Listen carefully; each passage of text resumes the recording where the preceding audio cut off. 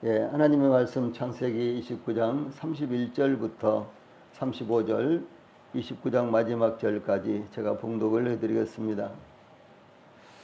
하나님 말씀 창세기 29장 31절부터 35절까지의 말씀입니다. 제가 봉독을 하겠습니다. 여호와께서 레아가 사랑받지 못함을 보시고 그 태를 여셨으나 라헬은 자녀가 없었더라.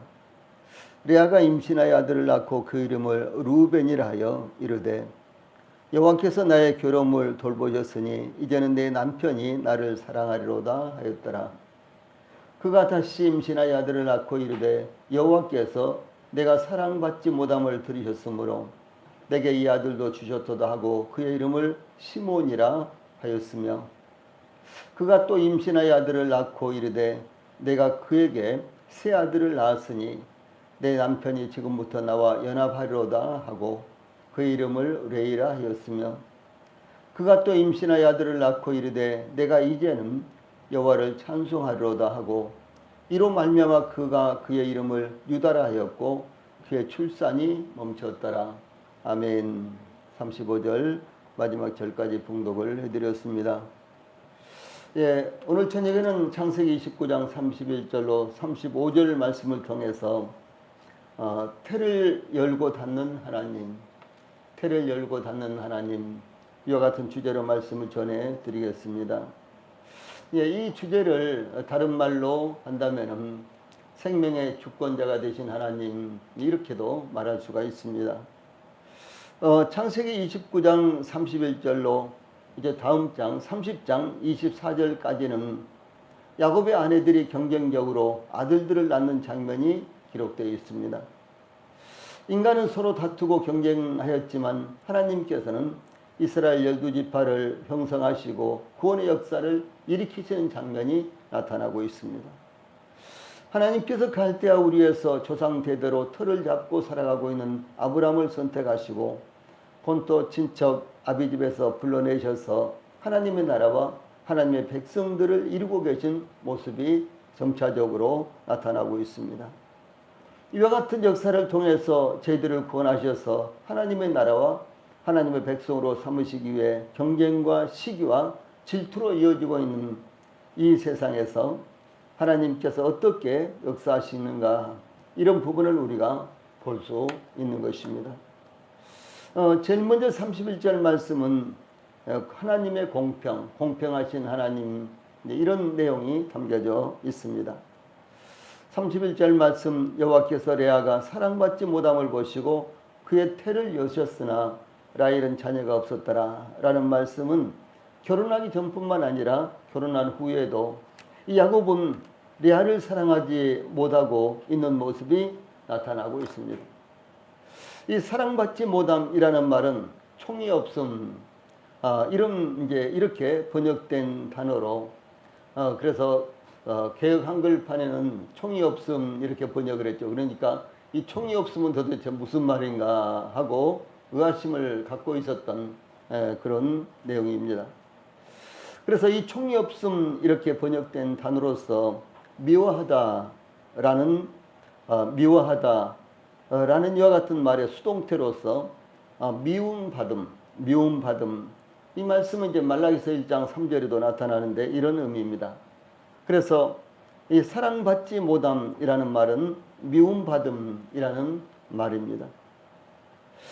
본문에서는 야곱이 레아를 미워했다는 것보다는 레아가 상대적으로 라헬보다는 사랑을 받지 못했다라고 하는 것을 의미를 합니다. 그런데 31절 전반부에 보면 여호와께서 레아가 사랑받지 못함을 보시고 이렇게 말씀하고 있는데, 하나님께서 이 모든 상황을 분명하게 똑똑히 보시고 계셨다라고 하는 것을 의미합니다. 즉 하나님께서는 레아가 사랑받지 못하는 것까지도 보시고 계셨다라고 하는 사실입니다. 또한 하나님께서 레아가 남편 야곱에게 사랑받지 못한 것을 아주 딱하게 여기고 계셨다, 이런 의미로도 볼 수가 있는 것입니다. 하나님께서 레아가 남편 야곱에게서 사랑받지 못한 것을 보시고 그녀의 태를 여셨습니다. 그러나 야곱의 사랑받고 있는 라헬은 자녀가 없었더라 그랬죠. 이제 이 레아의 태를 여셨지만은 그러나 라헬은 야곱의 사랑을 받고 있었는데 라헬에게는 자녀가 없었더라 이렇게 증가하고 있습니다. 하나님께서 남편 야곱의 사랑을 받지 못한 레아와 사랑을 받고 있는 라헬에게 공평하게 역사하셨습니다. 이 세상에서 대우를 받는 사람은 하나님으로부터 대우를 받지 못하고, 그건 또 이 세상에서 대우를 받으면 다음 세상에서는 대우를 받지 못하는 이와 같은 모습이 나타나고 있는 것입니다. 여기서 중요한 것은 하나님께서 이와 같이 인간의 모든 형편을 아신다라고 하는 사실입니다. 그들이 처한 형편에 따라서 그들에게 공평하게 은혜를 베푸시는 것이 하나님께서 세상을 다스리는 원리입니다. 우리는 모든 사람들이 불공평하다고 생각하고 있습니다. 어떤 사람은 금수저로 태어나서 평생 모든 혜택을 누리고 살고 있습니다.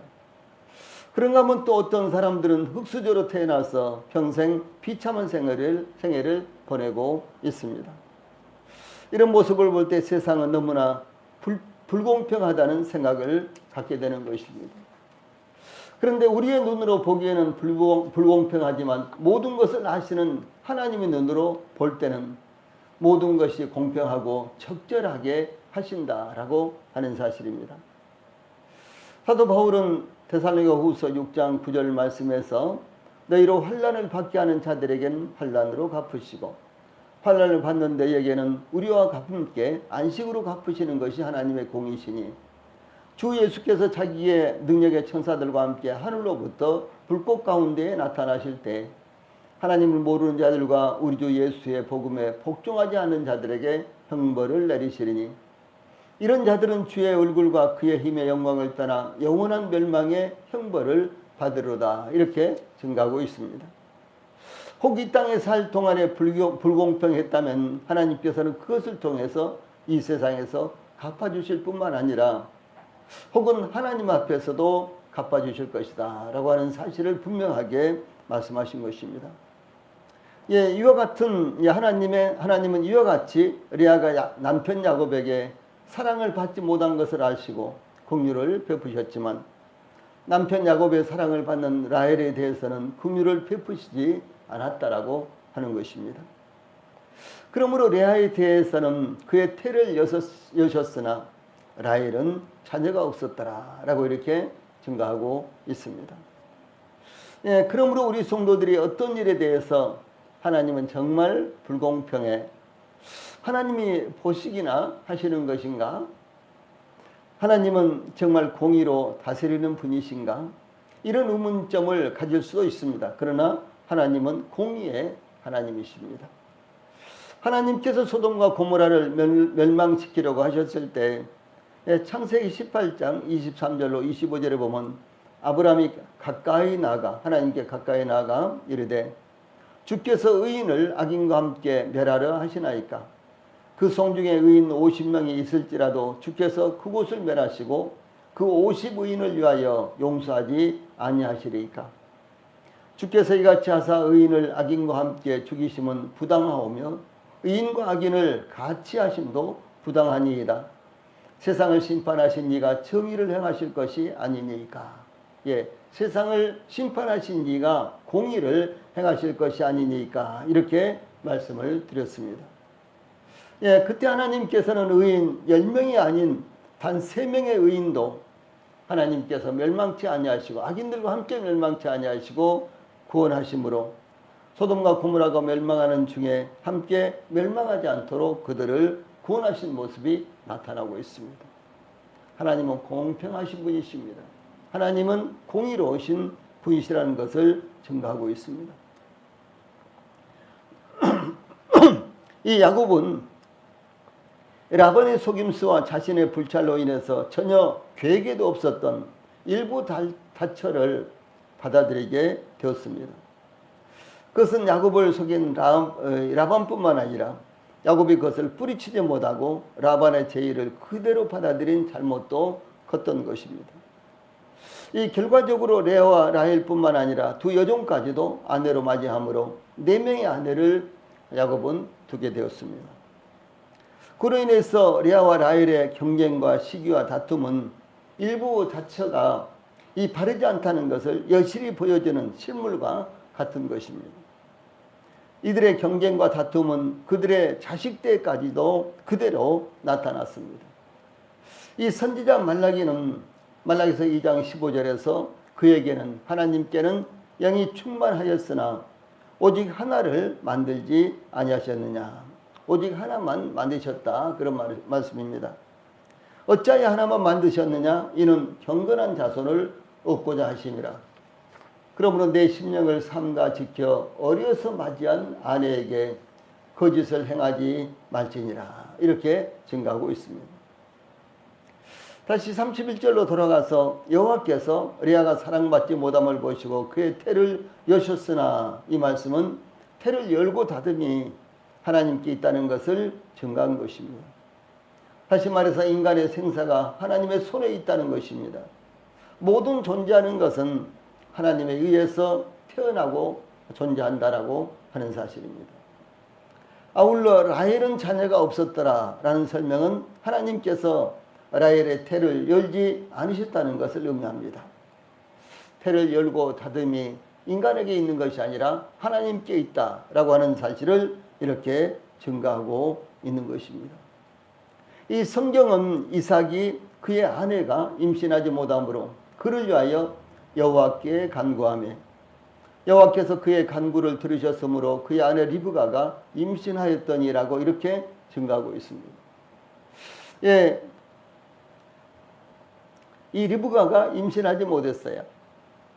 예, 그런데 이삭이 리브가가 임신할 수 있도록 하나님께 기도했을 때 하나님께서 리브가라 하여금 임신하도록 하셨다라고 이렇게 성경은 기록하고 있습니다.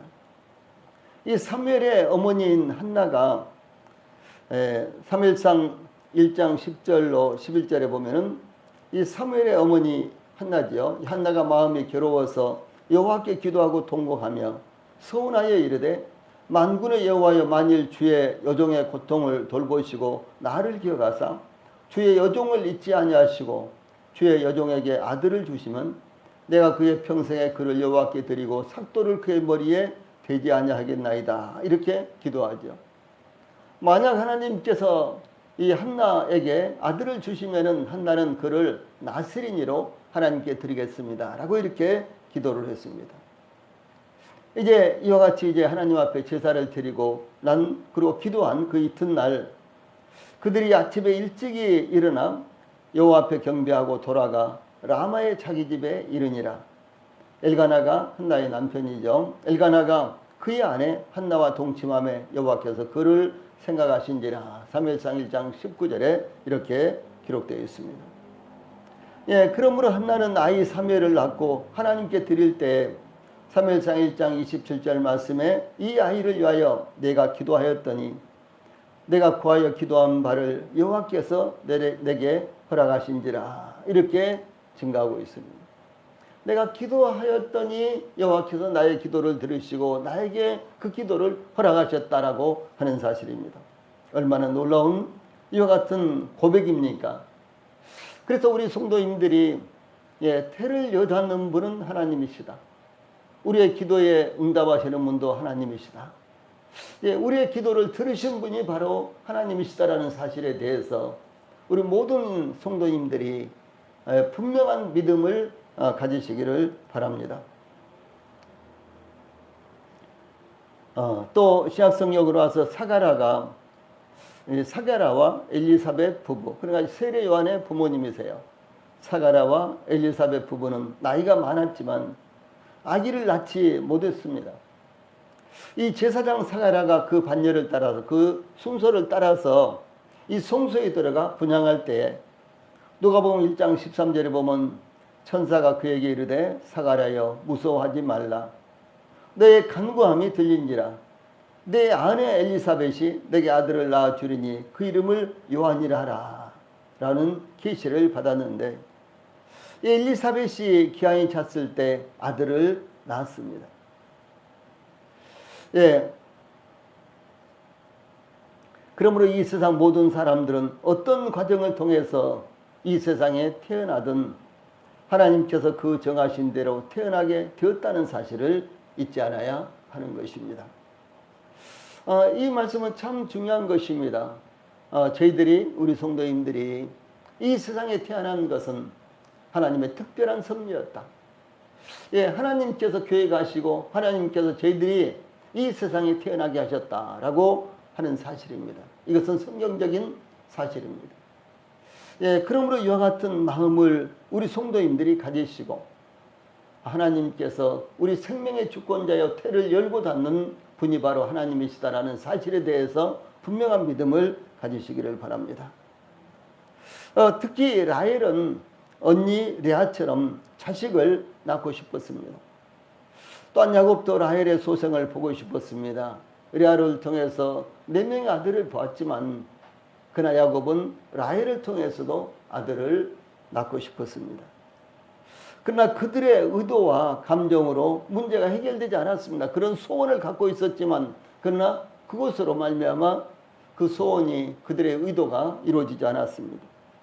이것은 태를 열고 닫는 것이 하나님께 속한 것임을 증거한 것입니다. 다음에 32절로 35절 말씀에는 레아가 출산하는 이와 같은 내용이 나타나고 있습니다. 창세기 29장 이 본 단락에서는 야곱으로부터 사랑받지 못한 여인을, 그리고 30장에는 아이를 낳지 못한 여인을 소개하고 있습니다. 29장 이 마지막 부분에는 사랑받지 못한 여인을 소개하고 있고, 그리고 이 30장에는 아이를 낳지 못한 여인을 소개를 하고 있어요.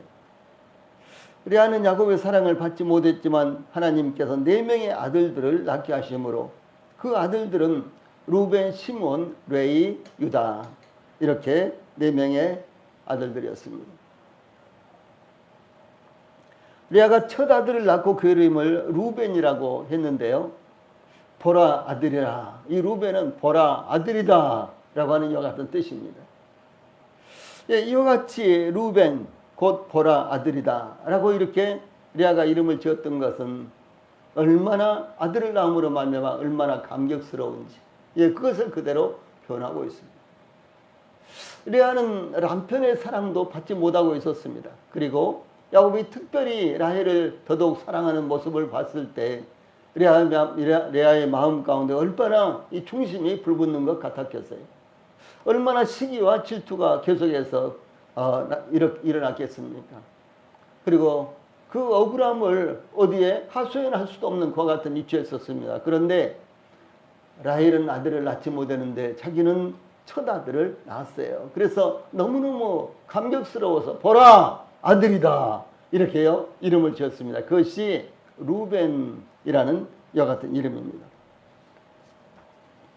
그래서 32절에 보면 여호와께서 나의 괴로움을 돌보셨으니 이제는 내 남편이 나를 사랑하리로다 라고 첫 아들로 말미암아 위로받았으며 기대를 가지게 되었습니다. 이 라헬의 이와 같은 고백을 봐도 이 레아의 이와 같은 고백을 봐도요, 레아가 얼마나 남편 야곱의 사랑을 받고 싶었는지 이와 같은 모습이 여기에 나타나고 있는 것입니다. 그런데 루벤은 장자였지만 서모 비라와 통관을 하는 사건이 창세기 35장 20절에 나타납니다. 그래서 이 루벤은 장자였지만 서모 비라와 통관함으로 장자의 지위가 박탈되었으며 야곱이 임종시에 12아들을 축복할 때 창세기 49장 3절로 4절에서 이렇게 말합니다. 루벤아 너는 내 장자요 내 능력이요 내 기력의 시작이라. 이품이 월등하고 권능이 탁월하다마는 물에 끓음 같았은즉 물이 끓는 것 같았은즉 그런 말입니다. 나는 탁월하지 못하리니 내가 아버지의 침상에 올라가 더럽혔음이로다. 그가 내 침상에 올라서도다 라고 이렇게 말하면서요, 예, 이 장자권이 박탈당한 것에 대해서는 역대상 5장 1절에 보면 이스라엘의 장자 루벤의 아들들은 이러하니라. 루벤은 장자라도 그의 아버지의 침상을 더럽혔으므로 장자의 명분이 이스라엘의 아들 요셉의 자손에게로 돌아가서 족보의 장자의 명분대로 기록되지 못하였느니라 라고 이렇게 기록하고 있습니다. 그래서 루벤은 장자의 명분을 박탈당했어요. 에서는 어떻습니까? 장자의 명분을 팔아버렸죠. 그리고 장자권의 축복을 받지 못했습니다. 그런데 이 루벤은 야곱의 12아들 가운데 장자였는데 이 루벤은요 대단한 기백이 있는 사람이었습니다. 그리고 루벤은 아주 정의를 위해서 사는 사람이었습니다. 그리고 루벤은 풍채도 있었고 잘생겼고 아주 남자다웠고 그리고 야곱의 12 아들들 가운데요 정말 장자로서의 이 외모적으로 봤을 땐 손색이 없었고 그의 마음 씀씀이도 아버지 중심적이었고 가정 중심이었고 대단히 좋았습니다. 그런데 서모 비라와 왜 통관을 했는지 왜 그런 순간을 그가 맞이했는지 그런데 결과적으로 그 일 때문에 그는 장자권을 박탈당했다라고 하는 사람입니다. 루벤의 애모를 봤을 때 그리고 그의 마음 씀씀이를 이제 이 다음에 나오는 창세기 말씀을 통해서 보면요. 루벤은 참 훌륭한 사람이었습니다. 그리고 애모도 풍채도 대단한 사람이었습니다. 그런데 이와 같은 범죄로 말미암아 그의 이 장자권이 박탈당했다라고 하는 사실입니다. 그 다음에 33절에 보면은 레아가 다시 임신하여 아들을 낳고 이르되 여호와께서 내가 사랑받지 못함을 들으셨으므로 내게 이 아들도 주셨도다 라고 둘째 아들의 이름을 시몬이라 했는데 시몬이라는 이름의 뜻은 들었다 말이에요. 들음이라는 뜻입니다. 레아의 이와 같은 고백을 보면요. 첫째 아들 이 루벤을 낳는데도 불구하고 야곱은 여전히 레아를 사랑하지 못하고 라헬을 사랑하고 있었던 모습을 볼 수가 있는 것입니다. 그 다음에 또 34절에 보면은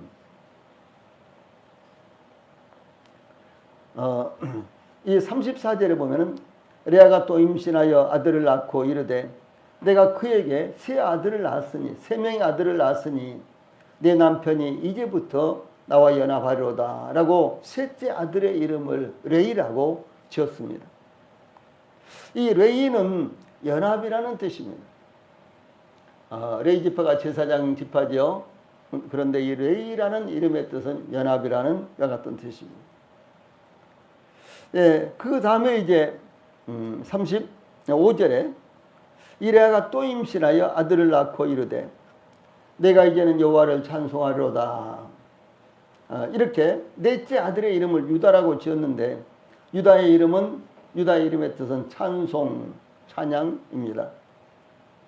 유다는 영적으로 야곱의 상속자가 되었는데 육신적인 장자권은 루벤이 범죄로 인해서 상실되었고 요셉이 이어받았으며 유다는 야곱의 영적인 유업의 계승자가 되었습니다.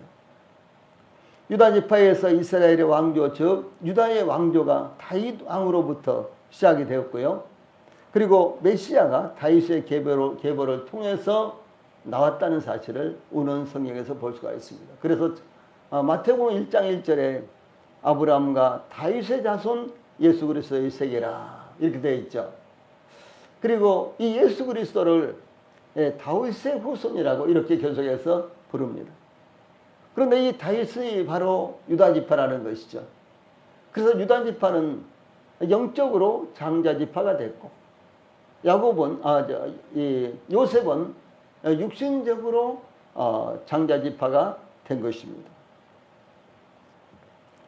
그래서 영적인 유다 지파와 육신적인 유다 지파가 열왕기에 보면요, 이 사사기 시대부터 계속해서 서로가 이 대치 상태가 되었고, 그리고 계속해서 서로 다투고 있는 이와 같은 모습들이 아주 여러 차례 나타납니다. 그런데 이제 기업을 얻을 때도 예루살렘에서, 그러니까 여리고를 거쳐서 아이성을 거쳐서 그 다음에 이제 기본 족속을 이제 이스라엘 백성들이 불가피하게 받아들이고 이렇게 중부를 이제 공격을 하죠. 그런데 중부를 공격하는데 그 남부는 유다 지파에 이렇게 기업이 분배가 됐습니다.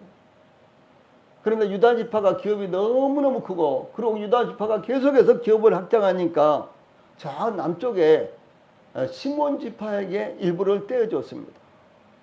일단은 이 가나안 땅 중심부에서 남쪽은 유다 지파가 차지를 했고요. 그 다음에 이제 북쪽은 그 중심부에서 북쪽은 에브라임 지파가 차지를 하게 됩니다. 이 에브라임은 소위 요셉 지파죠. 요셉은 므낫세와 에브라임을 낳았죠. 그런데 이 므낫세가 장자인데 야곱은 에브라임을 장자로 이렇게 받아들입니다. 그래서 에브라임 지파가 이제 북쪽은 이제 장악을 하게 되는데 그 중심 지역에 남왕국 유다와 북왕국 에브라임 지파 그 중심부에 어느 지파가 있는 거는 베냐민 지파가 있는 것입니다. 그 베냐민 지파가 소위 완충 지역을 한 거예요. 우리 남쪽과 북쪽에 38선이 있고 38선 가운데 비무장지대가 있잖아요. 그래서 북쪽에서도 철조망을 쳐놓고 남쪽에서도 철조망을 쳐놨는데 그 경계가 원래대로 하면 4km입니다. 원래대로 하면 그래서 38선에서 북쪽으로도 2km, 남쪽으로도 2km. 그래서 원래대로 거기가 4km인데 그 지역이 소위 비무장지대입니다. 그 안에서는 무장을 할 수가 없어요. 그래서 무장을 하고 그 안에 들어가면은 그것은 불법입니다. 그래서 이렇게 비무장지대를 설정함으로 말미암아 북쪽이 남쪽으로도 쳐들어오지 못하게 하고 남쪽이 북쪽으로도 쳐들어오지 못하게 하는데 사실상 계속해서 수도 없이 날마다 정전협정을 양쪽에서 다 위반을 하는 거죠. 그런데 이와 같이 완충지역, 비무장지대와 같은 완충지역, 그 완충지역을 형성하고 있는 지파가 베냐민 지파입니다. 그래서 이제 중요한 것은 남왕국은 유다가 그리고 북왕국은 이스라엘이라 그러는데 어떤 성경의 어떤 곳에서는요 에브라임이라고 부릅니다. 그래서 에브라임이 주도권을 잡았고 이 북왕국에서는요 남왕국은 당연히 유다 지파가 이제 왕권을 잡고 있었습니다. 그래서 이 영적으로는 유다가 그 다음에 육신적으로는 요셉 지파 가운데 장자가 에브라임인데 요셉 지파가 장자권을 갖고 있었기 때문에 이 두 지파가요 이 사사기 때부터 계속해서 서로 이제 대치 상태에 있었다. 이 자주 충돌하고 자주 문제를 일으켰다라고 하는 사실입니다.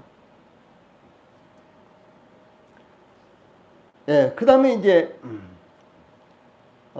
이 35절 말씀 제가 말씀드렸죠. 그래서 유다라고 이렇게 넷째 아들을 이제 이 레아가 넷째 아들을 낳고 이름을 유다라고 이렇게 이름을 지었는데 그 유다의 이름의 뜻은 찬송입니다.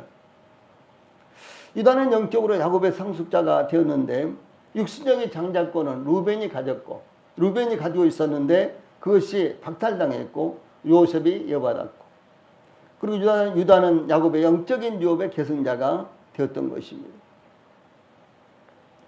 이와 같이 레아가 4명의 아들을 낳았는데 그때부터 레아의 출산이 멈췄다. 이렇게 말씀이 나타나고 있습니다. 이와 같이 레아가 4명의 아들을 낳았는데 르우벤, 시므온, 레위, 유다였는데 그 이름의 각각의 뜻은 보라, 아들로다. 또 들음, 연합, 찬송 이렇게 이제 이어졌습니다. 그런데 하나님께서 그 아들을 세상에 보내실 때 보라 아들로다 라고요 세상에 그 소식을 전했는데 바로 마태복음 1장 21절 말씀입니다. 아들을 낳으리니 이름을 예수라 하라. 이는 그가 자기 백성을 죄에서 구원할 자이심이라. 이렇게 말씀이 기록되어 있죠. 이것은 바로 복음입니다. 마태복음 1장 21절 아들을 낳으리니 그 이름을 예수라 하라. 누가복음에서는 보라 처녀가 잉태하여 아들을 낳으리니 그 이름을 예수라 이렇게 되어 있죠. 그래서 이 아들을 낳으리니 그 이름을 예수라 하라. 이것이 바로 복음입니다. 주 예수님 자신이 복음이었으며 예수님의 말씀이 복음이었고 또한 예수님께서 행하시고 완성하신 것이 복음이었습니다. 그런데 둘째 아들의 이름이 시므온이죠. 시므온은 들음이라는 뜻입니다. 듣다 하는 들음이라는 뜻입니다. 이것은 복음을 듣고 마음으로 받아들인 것을 의미합니다. 베냐민은 복음이라는 것과 같은 의미가 담겨져 있는 이름이고 그 다음에 시므온은 그 복음을 듣다라고 하는 의미가 담겨져 있다는 것이죠. 그래서 이 복음을 듣고 마음으로 받아들인 것을 의미합니다. 이 사도 바울은 로마서 10장 17절에서 그러므로 믿음은 들음에서 나며 들음은 그리스도의 말씀으로 말미암았느니라 라고 증거했습니다. 또한 선지자 이사야는 이사야서 55장 3절에서 너희는 귀를 기울이고 내게 나와 들으라. 그리하면 너희 영혼이 살리라. 내가 너희를 위하여 영원한 언약을 맺으리니 곧 다윗에게 허락한 확실한 은혜니라 라고 이렇게 증거했습니다. 이 복음의 말씀을 듣고 마음으로 믿으면 하나님께서 약속해 주신다. 그 약속이 무엇입니까? 영원한 생명이죠. 이사야도 이미 이사야서 55장 3절에서 이렇게 외쳤습니다. 다음에 레이의 셋째 아들의 이름이 레이인데, 레아의 셋째 아들의 이름이 레이인데, 이 레이는 연합이라는 뜻입니다. 그러므로 이 참된 연합은 복음을 마음으로 받아들였을 때 오는 것입니다. 복음이 전파되고 아들의 복음이 전파되고 그 아들의 복음을 듣고 마음으로 믿었을 때 연합이, 진정한 연합이 이루어지는 것입니다. 이것은 복음을 믿음으로 받아들이는 신자들이 그리스도와 하나가 되는 이와 같은 복을 의미합니다. 예수님께서 요한복음 15장 4절에서 내 안에 거하라 나도 너희 안에 거하리라 이렇게 말씀하셨고요. 또 요한복음 14장 20절에서는 그 날에는 내가 아버지 안에 너희가 내 안에 내가 너희 안에 있는 것을 너희가 알리라 이렇게 말씀하셨는데 이것은 예수님과 신자들의 유기적인 연합을 의미하는 것입니다. 이어서 레아의 넷째 아들의 이름이 유다인데 유다는 말씀드렸던 대로 찬송이었습니다. 찬송이라는 뜻입니다. 이것은 예수님의 복음을 듣고 믿음으로 말미암아 그리스도 안에 가게 되었고 또한 그리스도와 하나가 됨으로 말미암아 하나님을 찬양하게 되는 것을 의미합니다. 근데 누구나 복음을 듣고 믿음으로 말미암아 구원을 받으면 하나님을 찬양하게 되는 것입니다. 바로 유다는 이런 의미가 담겨져 있습니다. 이와 같이 야곱의 아들들의 이름의 의미는 중요한 뜻을 포함하고 있는 예언적인 의미가 담겨져 있는 것입니다. 다음에 30장 3절로 24절에는 두 여종과 레아와 라헬의 출산이 나타나고 있습니다. 우리가 다음 시간에 상고하겠지만 여기에 이제 아들들이 태어나는 이와 같은 모습은 오늘 저녁에 상고를 하겠습니다. 이어서 라헬은 언니 레아를 시기하여 그의 여종 비라를 야곱에게 주므로 비라는 야곱에게서 두 아들을 낳았는데 단과 납달리였다라고 30장 3절로 8절에 기록되어 있습니다. 언니가 4명의 아들을 낳으니까 레아가 4명의 아들을 낳으니까 동생 이 라헬은 시기와 질투심으로 말미암아 견딜 수가 없었어요. 그래서 자기 남편 야곱에게 마구 대항을 합니다. 왜 나에는 아들을 낳지 못하느냐? 나에게도 아들을 낳게 해달라. 그러니까 야곱이 내가 하나님인가인데 내가 하나님이냐? 내가 어떻게 아들을 낳고 낳지 못하고 하는 것이 어떻게 나에게 있느냐라고 이렇게 나무랬습니다. 그러자 이제 라헬은 자기의 여종 비라를 자기의 시종이죠. 이 여종 비라를 야곱과 동침시킴으로 말미암아 거기서 단과 납달리라는 이와 같은 아들을 얻었습니다. 그런데 그것을 본 레아도 자기의 출산이 멈춘 것을 알고 경쟁적으로 야곱에게 그의 시녀 실바를 주어서 동침하게 했는데 바로 실바가 갓과 아셀이라는 이와 같은 아들을 낳게 됩니다. 이어서 밀을 추수할 때 루벤이 들에서 일하다가 합판째를 구했는데 합판째는 임신 촉진제로서 사용되는 약초입니다. 예를 들어서 이 배추가 이제 가을 배추는 이렇게 속이 빡빡하게 들지 않습니까? 그런데 그런 배추 말고 딱 이렇게 퍼지는 배추 있죠. 알맹이가 들지 않고 속이 들지 않고 쫙 퍼지는 배추 꼭 합판체가요.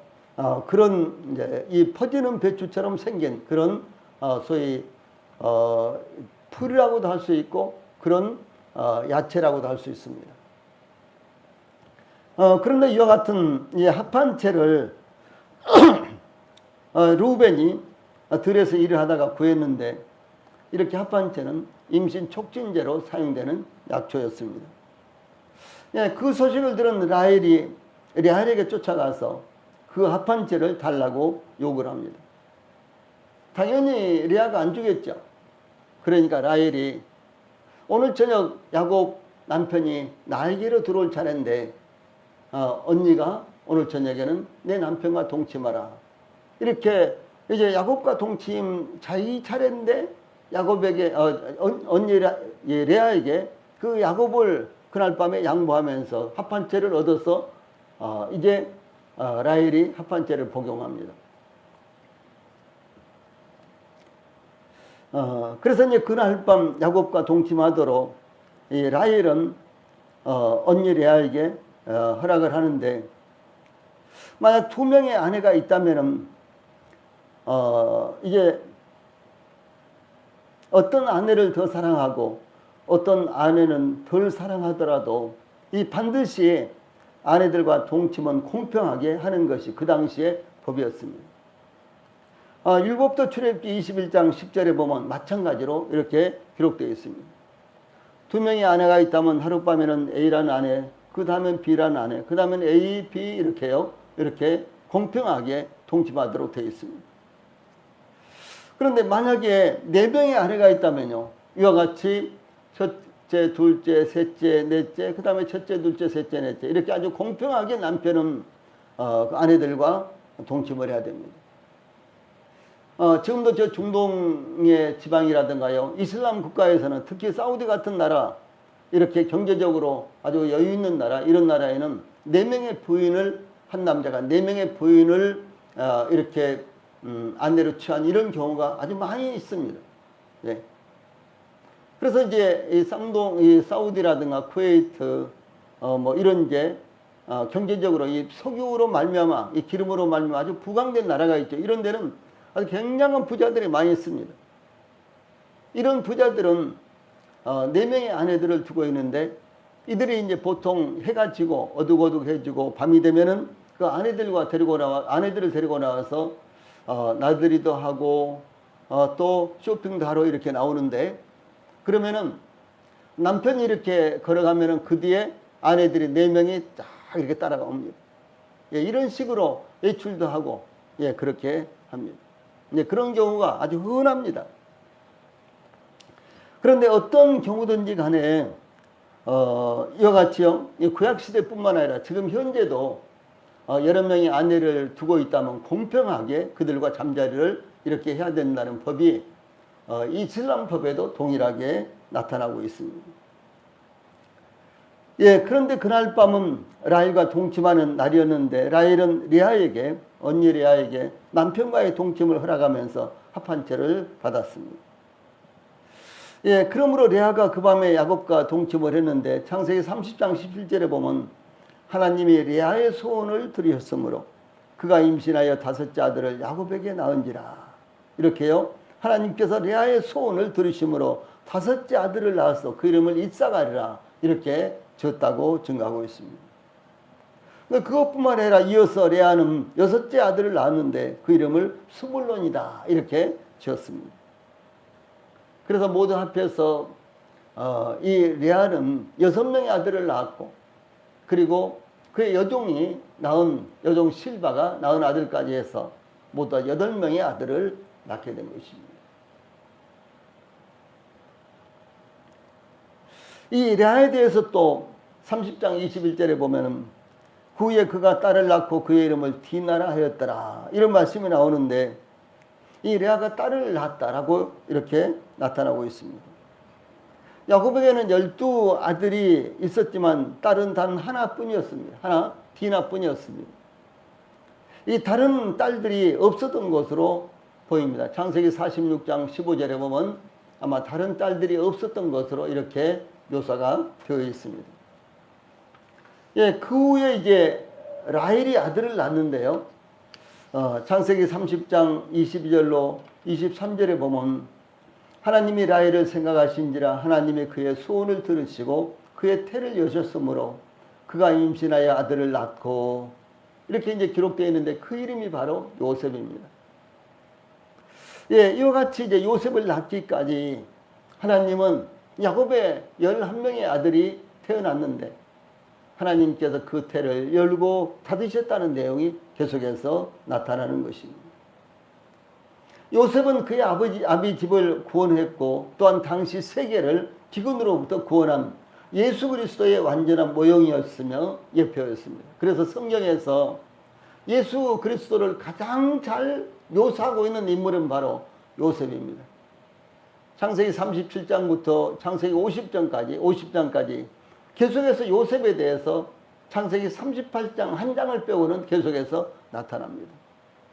그래서 우리 성도들이 창세기를 읽을 때요, 창세기 37장부터 끝장 50장까지 읽으실 때 요셉을 거기서 만날 수가 있습니다. 그런데 요셉의 이와 같은 모습을 보면서 항상 예수 그리스도의 모형이다, 예수 그리스도의 예표다라는 사실을 잊지 마시고 요셉의 생애를 예수 그리스도의 생애와 이렇게 연관을 지어서 보시면요, 굉장히 큰 은혜가 되는 것입니다.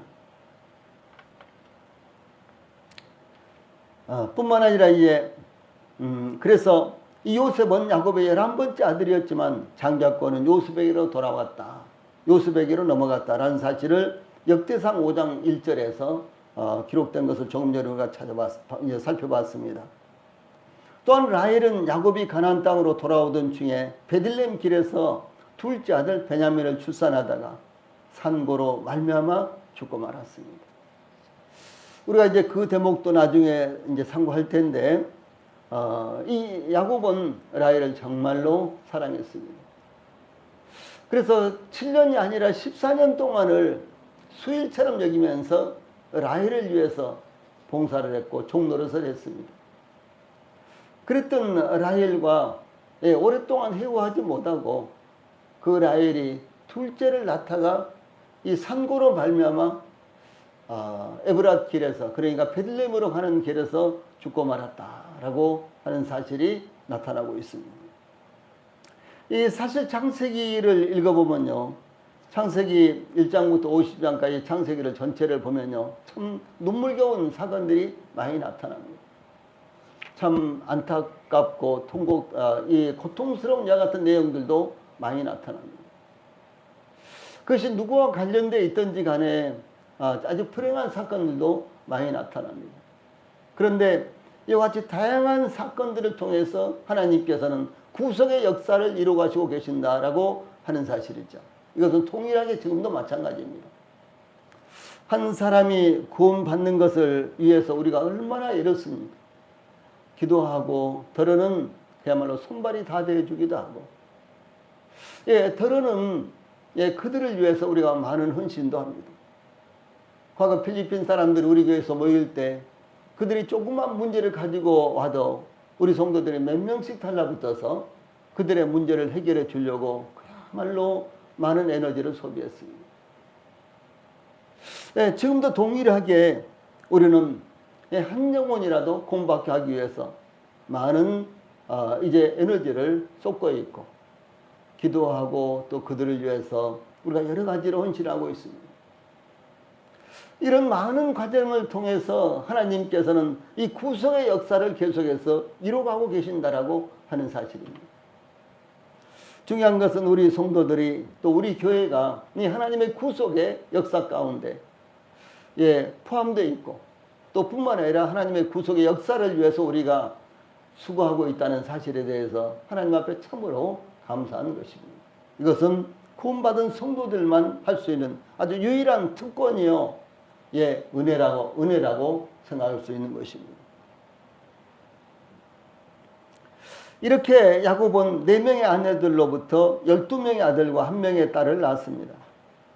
이 12명의 아들들이 이스라엘의 12지파가 된 것입니다. 그런데 레아나 라헬에게서 태어나거나 여종들 실바와 비라에게서 태어나거나 모두 다 동일하게 야곱의 12아들 중에 포함되었으며 이스라엘의 12지파가 되었다라고 하는 사실입니다.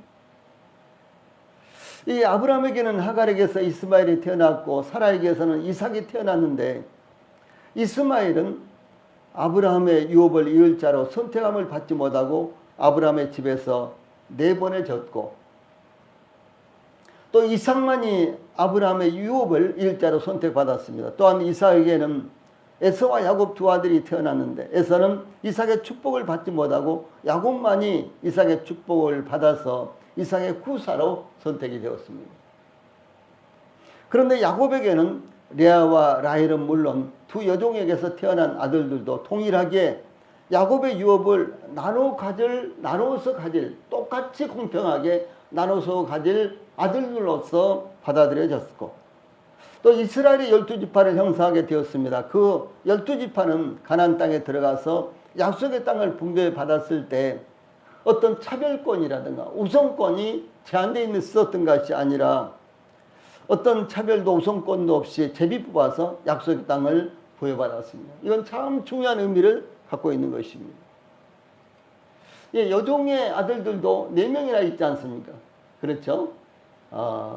이제 비라와 실바, 이 두 여종이 각각 2명씩을 낳았으니까 여종의 아들들이 12명 가운데 4명이나 포함되어 있습니다.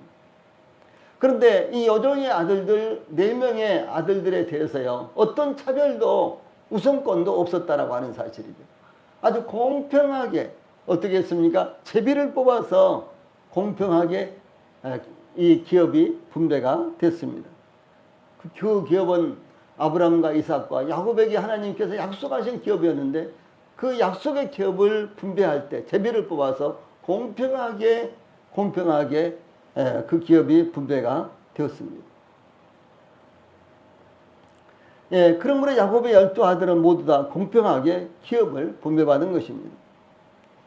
그러므로 아브라함이 사라의 여종 애굽 여인 하갈을 통해서 낳은 이스마엘과 이삭의 장남 에사와 같이 버려지지 않고 12아들 모두가 야곱의 유업을 받도록 선택되었으며 이스라엘을 형성하는 12지파가 된 것입니다.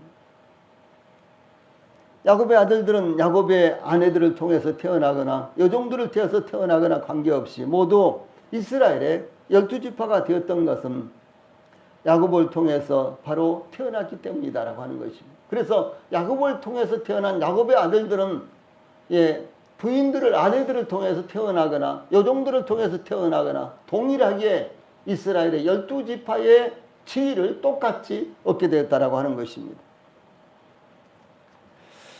이와 같이 거듭나는 것, 이와 같이 거듭나는 것, 즉 다시 태어난 것은 출생에 의해서 이루어지는 것입니다.